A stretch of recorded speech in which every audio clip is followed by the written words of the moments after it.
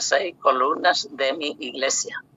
Mateo, en el capítulo 7, los versículos 21 al 27. Dice así: no todo el que me dice Señor, Señor, entrará en el reino de los cielos, sino el que hace la voluntad de mi Padre que está en los cielos.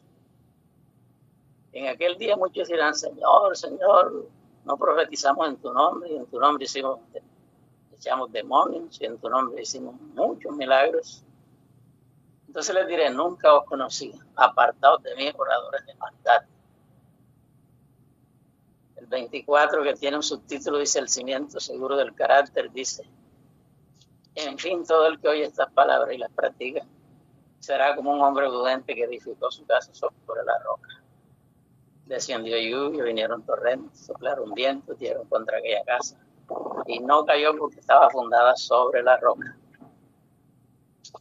Pero el que oye estas palabras y no las practica es como el hombre insensato que edificó su casa sobre la arena. Descendió lluvia, vinieron torrentes, soplaron sus vientos y dieron con ímpetu contra aquella casa, y no cayó, y grande fue su ruina. Esto que acabo de leer aquí es palabra de Dios. Hoy vamos a hablar de un tema que por lo menos a mí me preocupa, porque no he podido entender por qué hay tantas iglesias y tantas religiones si la Biblia es una sola. Entonces, el tema para hoy se titula las 6 columnas de mi iglesia. Cualquiera que va a hacer una edificación debe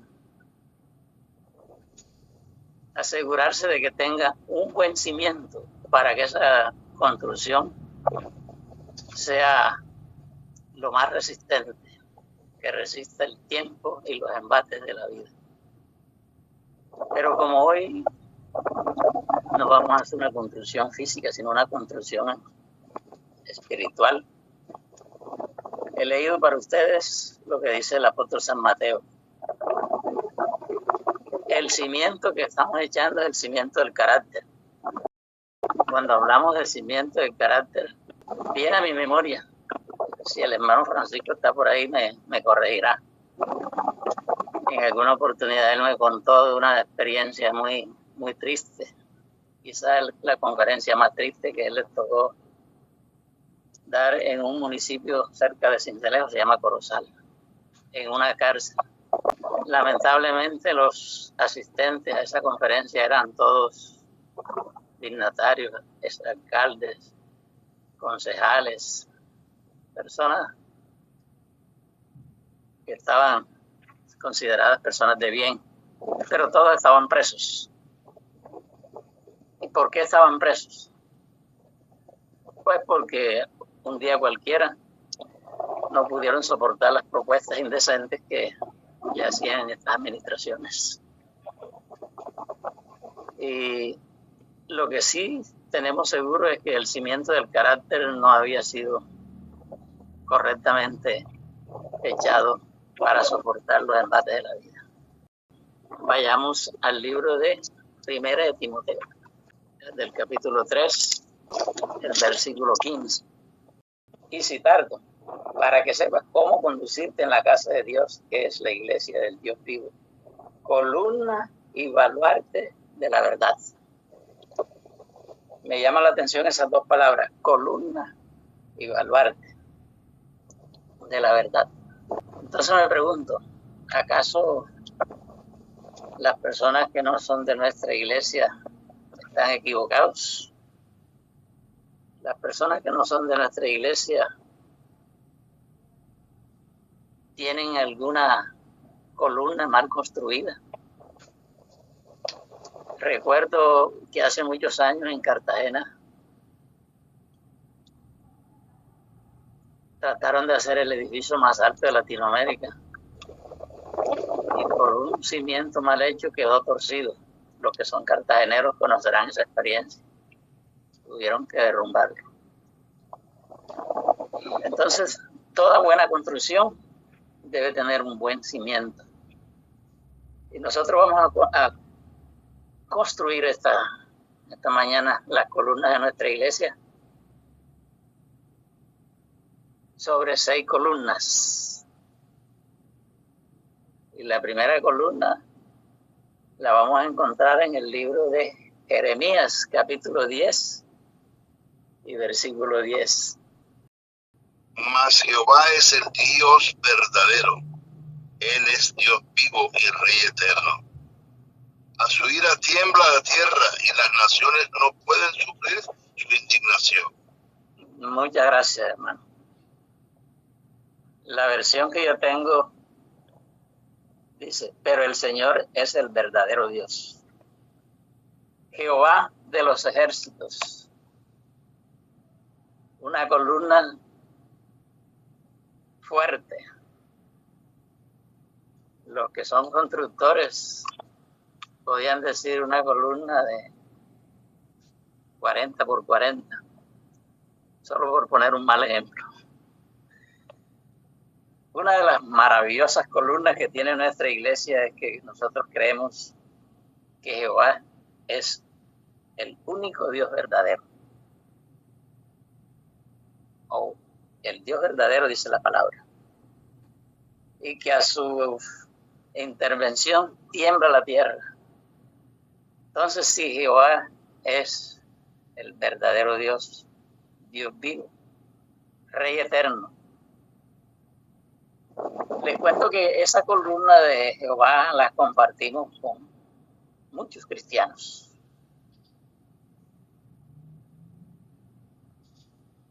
Por ejemplo, los testigos, con ellos compartimos 2 columnas. Con los Pentecostales Unidos compartimos 2 columnas. La oración fuerte del Espíritu Santo compartimos 2 columnas.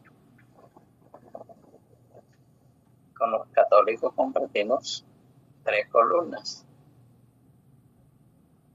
Pero usted y yo vamos a construir sobre 6 columnas nuestra iglesia para que nuestro edificio soporte los vendavales doctrinales, vendavales que cada persona pueda crear o creer que pueden ser el camino correcto de la salvación. No tengo las cifras, pero tengo conocimiento de que hay más de 3,000 iglesias o religiones. Y yo me pregunto, ¿por qué el enemigo de las almas se ha inventado ese montón de columnas para sus iglesias si la palabra de Dios es ampliamente correcta? La segunda columna poderosa que tenemos, capítulo 14, versículo 6 del libro de Juan. Jesús le dijo, yo soy el camino y la verdad y la vida. Nadie viene al Padre sino por mí. Muchas gracias. Jesús dijo, yo soy el camino. Pero no solo es el camino, también es la verdad. Y no solo es la verdad, también es la vida. Y la declaración que nadie viene al Padre sino por mí está correcta. Nadie viene al Padre sino por mí. Me preocupa entonces cuando algunas personas muy queridas, yo personalmente viví en Barranquilla 8 años y en esos 8 años conocí cantidad de hermanos evangélicos, católicos, pentecostales, cuadrangulares. Y de paso, agradezco a Dios por haber conocido a los hermanos cuadrangulares, porque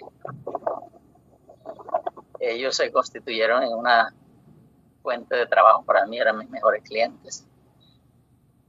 Y compartíamos bastantes cosas. Por esa razón, aquí encontramos que el Señor dice, yo soy el camino, yo soy la verdad, yo soy la vida. Y nadie viene al Padre sino por mí. Así que quedo preocupado por aquellas personas que no creen que Jesús es Dios. Quedo preocupado porque si la Biblia lo dice, yo lo creo. Si la Biblia dice que Jesús es la segunda columna fuerte de nuestro edificio, yo lo creo. Es más, la columna más cercana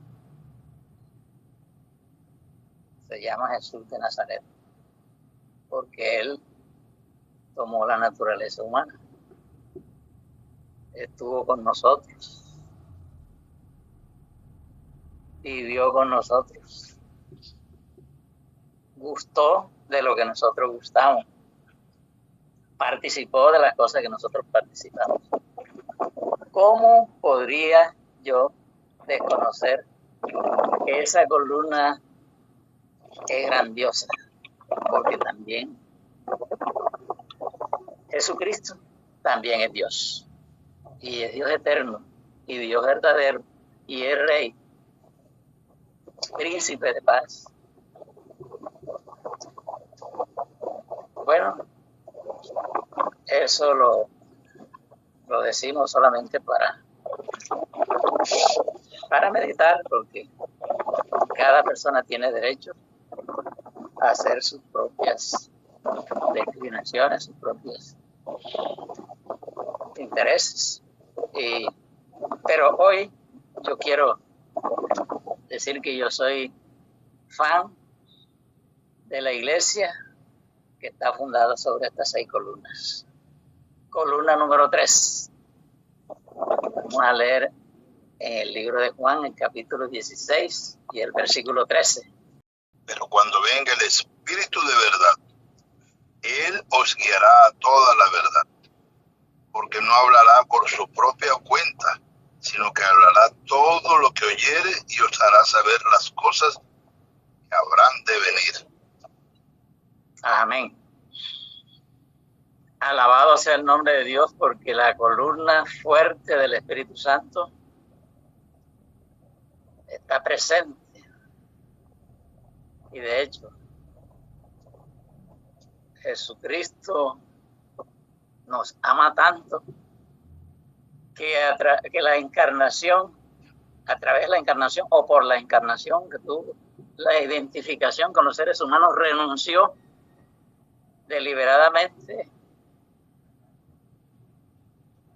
a la capacidad de la omnipresencia. Pero no nos dejó solo, dice.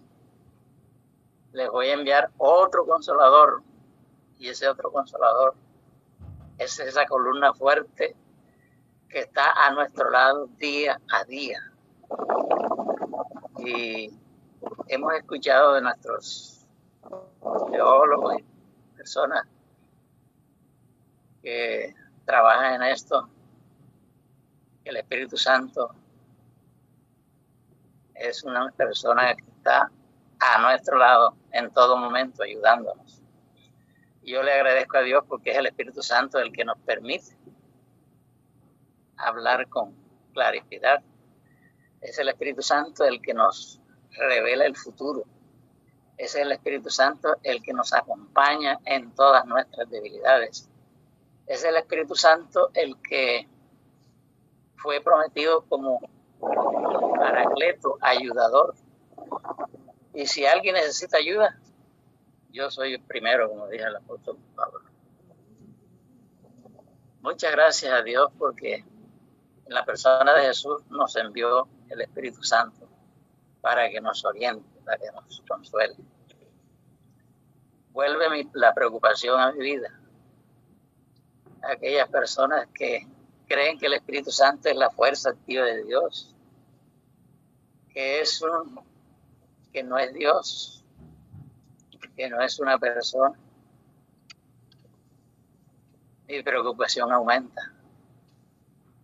Pero vuelvo y repito, cada uno tiene derecho a formarse sus propias doctrinas, sus propias ideas, y eso es respetable, solo preocupante en mi caso.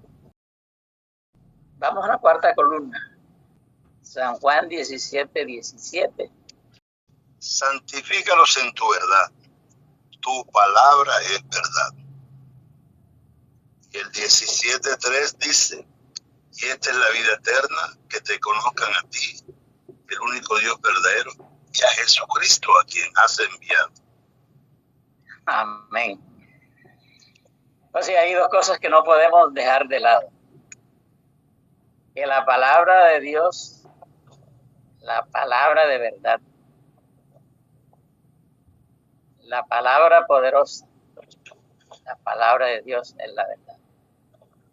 Y esa palabra de verdad nos lleva a conocer al que también es la verdad, y es Dios.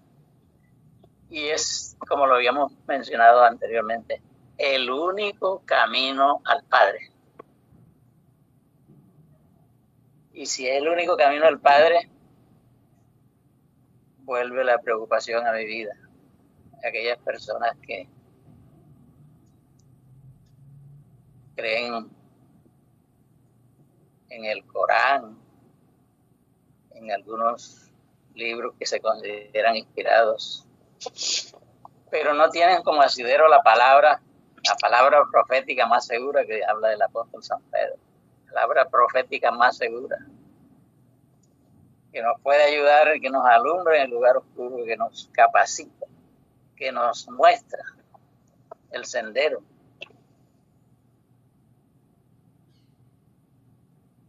Como lo dice el salmista. Lo vamos a leer quizás más adelante, pero por ahora queremos volver a esa columna maravillosa, la palabra de Dios, la palabra de verdad. Y si esta es palabra de verdad, entonces, y yo no atiendo al llamado de Dios a creer en la palabra de verdad, entonces mi pregunta es, ¿en quién vamos a creer entonces? Y para ello el apóstol San Juan, en el capítulo 1, versículo 1, dice así: en el principio era el verbo. El verbo estaba con Dios y el verbo era Dios. Desde el principio estaba con Dios. Todas las cosas fueron hechas por Él. Nada cuanto existe hecho ha sido hecho sin Él. En Él estaba la vida y esa vida era la luz de los hombres. Y la luz resplandece en tinieblas y las tinieblas no la extinguieron. Bendito, alabado, glorificado sea el nombre de nuestro Dios. La palabra de verdad. El verbo, la expresión misma de la palabra fue hecha carne. Tengo en mi mente claro que la palabra con la cual Dios creó todas las cosas fue con su esencia. La palabra hecha carne. No hay pasaje bíblico que nos motive tanto como saber que el Dios del cielo decidió hacerse humano para identificarse con la raza caída. Cualquiera de nosotros que tenga 2 dedos de frente reconocerá que no hay otra cosa en la cual confiar que en la poderosa palabra de verdad, la palabra de Dios, porque dice que la palabra en el principio fue el verbo y el verbo estaba con Dios y el verbo era Dios. Cada uno de nosotros, los que nos atrevemos a exponer palabra de Dios, sabemos que esa palabra está respaldada por el que es el Verbo de Dios. Yo me quedo anonadado, me quedo sorprendido de que la palabra de verdad, la palabra poderosa de Dios, transforme prostitutas, transforme alcohólicos, transforme personas que nosotros los consideramos desechables. Cuando una persona eleva sus pensamientos a Dios, toma la palabra de Dios, cree en la palabra de Dios, y el versículo 14 confirma, y el Verbo se hizo carne y habitó entre nosotros, lleno de gracia y de verdad. Vimos su gloria, que como un hijo recibió del Padre. Entonces, si el Verbo se hizo carne y habitó entre nosotros, lleno de gracia y de verdad, y vemos su gloria, ¿cómo no decir a esta hora amén y gloria a Dios? Quinta columna. Salmo 119, 142. Tu justicia es justicia eterna, y tu ley la verdad. Amén. 119, 86. Todos tus mandamientos son verdad. Sin causa me persiguen. Ayúdame. Todos tus mandamientos son verdad. Tu justicia es justicia eterna y tu ley es la verdad. Ahora sí estamos construyendo la columna que no compartimos con muchos hermanos. Uno escucha hombres ilustres, hombres poderosos en la palabra, pero cuando llegan a esta parte se les debilita la fuerza de la voz,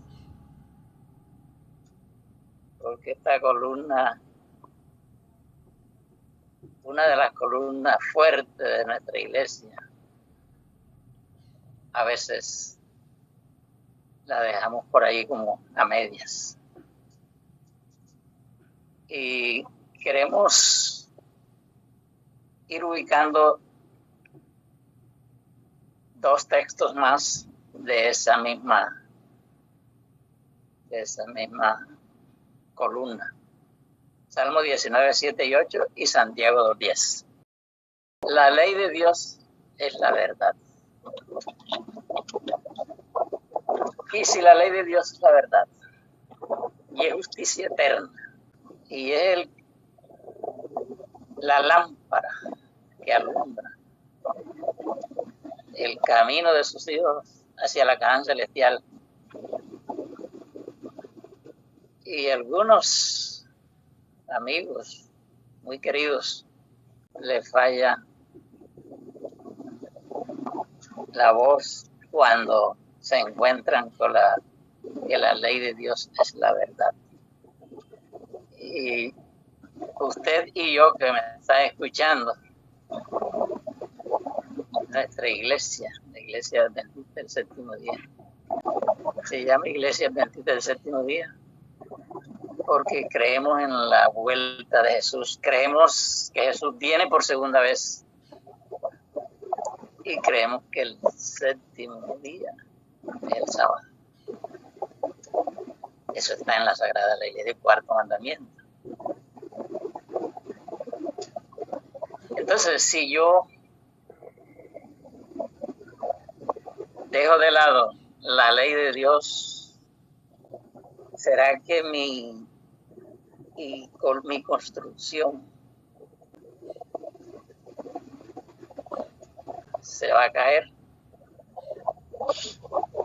Es posible que no se caiga enseguida, como pasó con el edificio de Cartagena. Pero finalmente, como estaba torcido, tuvieron que tumbarlo. ¿Cuántos miles de millones de pesos invertidos allí hubo que desechar por un mal cimiento? Mis apreciados, hermanos presentes y amigos que escucharán esto más adelante.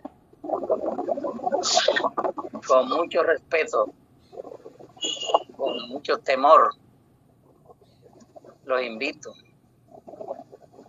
a que acepten la invitación que nos hace la salmista David.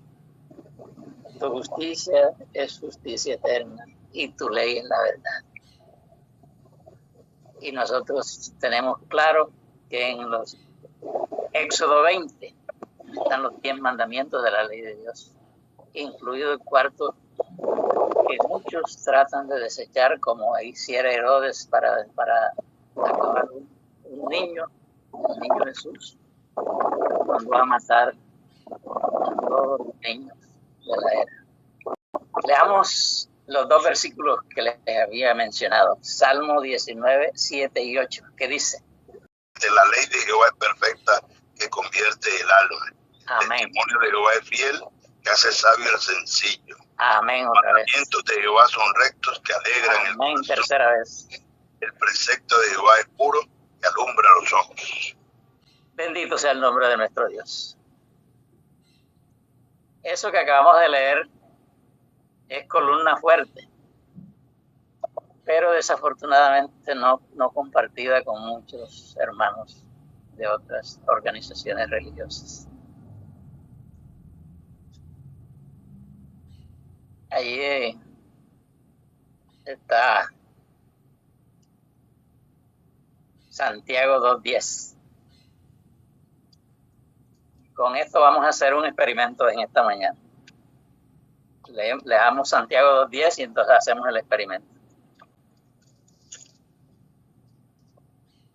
Dice la palabra de Dios en el libro de Santiago, capítulo 2, versículo 10.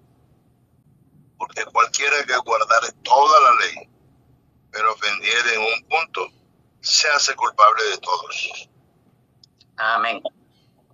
Muchas gracias. Cada vez que me toca hablar de esta temática, lo hago con mucho temor porque yo sé que hay mucha gente sincera en todos los lugares. Pero la palabra de Dios no puede ser puesta de lado cuando se trata algo de vida o muerte. Y aquí está en juego la vida eterna. Por eso, en esta mañana, con mucho respeto y con mucho temor, comparto para ustedes esto que voy a decir. Aquí tengo siete nombres. Con el permiso de los que están conectados, si hay algún nombre de los que tengo aquí que no está conectado, entonces en algún momento yo lo he visto conectado y por eso estoy tomando el nombre de los compañeros acá del ministerio. Y al hermano Smith le voy a poner el nombre de Ley. Al hermano Arnulfo le voy a poner un nombre que se llama Pecado. Al hermano Leodán Villegas se llama Muerte. La hermana Daisy Pino se llama Jesús. La hermana Leonor se llama Vida Eterna. El hermano Adolfo Mejía, el Evangelio. Y el hermano Johnny, en la iglesia. Discúlpenme que tomé sus nombres para hacer esto, pero quiero dejar una lección para mis amigos, para mis hermanos. Ya los hermanos adventistas lo saben, pero con esto queremos dejar claro el concepto que estamos tratando en esta mañana. Como la ley no existe, hermano Smith, ya usted lo sacamos de la ecuación. No hay ley, hermano Smith no existe. Sacamos la ley. Pero si sacamos la ley, entonces hay que sacar al hermano Arnulfo, que es pecado, porque si el pecado es infracción de la ley. Si no hay ley, no hay pecado. Y si no hay pecado, entonces Leodán ya lo sacamos también porque Jesucristo murió. Pero como la ley no existe, no hay muerte tampoco. Eso es vano, eso es negativo Eso es mentira que Jesús murió, entonces le dan, le sacamos de la ecuación. Y si no hay muerte, entonces a Daisy tenemos que sacarla porque Jesús no murió por nosotros. Y si Jesús no murió por nosotros, entonces sacamos a la hermana Leonor porque no hay vida eterna. Si no hay vida eterna, entonces ¿para qué evangelio y entonces para qué iglesia? Entonces tenemos que sacar al hermano Adolfo y al hermano Johnny. Hermanos, Santiago 2:10 dice: cualquiera que guardare toda la ley. Y ese guardar debe estar en comillas. Pero ofende en un punto, se hace culpable de todos. Y yo no quiero que en este grupo y en los que van a escuchar este mensaje haya culpables. Número 6. Apocalipsis 12:17 y 19:10. Entonces el dragón se llenó de ira contra la mujer y se fue a hacer guerra contra el resto de la descendencia de ella, los que guardan los mandamientos de Dios y tienen el testimonio de Jesucristo. 19:10. 19:10 dice: yo me postré a sus pies para adorarle, y él me dijo: mira, no lo hagas. Yo soy consiervo tuyo y de tus hermanos que retienen el testimonio de Jesús. Adora a Dios, porque el testimonio de Jesús es el espíritu de la profecía. Bendito, alabado sea el nombre de Dios. Amén. La columna de Jehová Dios la compartimos con muchos. La columna de Jesús la compartimos con casi todos. El Espíritu Santo lo compartimos con mucha gente. Bueno, los católicos, ellos nos ayudan con creer que el Padre, el Hijo y el Espíritu Santo son un solo Dios. Así lo creemos también nosotros los adventistas. Pero la sexta columna, el testimonio de Jesús, que es el espíritu de profecía, esa columna es solo de tu iglesia, de mi iglesia. Y lo decimos con gratitud a Dios, porque Él permitió o permite que la palabra profética más segura esté firme, esté clara, esté precisa, esté a nuestra disposición para que podamos crecer y nuestro edificio, nuestra construcción no se vaya a torcer ni a caer. Creo, mis hermanos, que hay mucho para decir, pero la iglesia es columna y baluarte de la verdad. Y Elena escribió 46 libros con un tercero de primaria. Que esos libros, hoy escribió un libro de salud que el Ministerio de Salud Mundial aprueba, Ministerio de Curación. Escribió un libro que se llama El Deseado de todas las gentes, la biografía más completa de la vida de Jesús, escrita en oro en la Biblioteca Mundial de Washington. Escribió un libro de la educación que hace el Ministerio de Educación.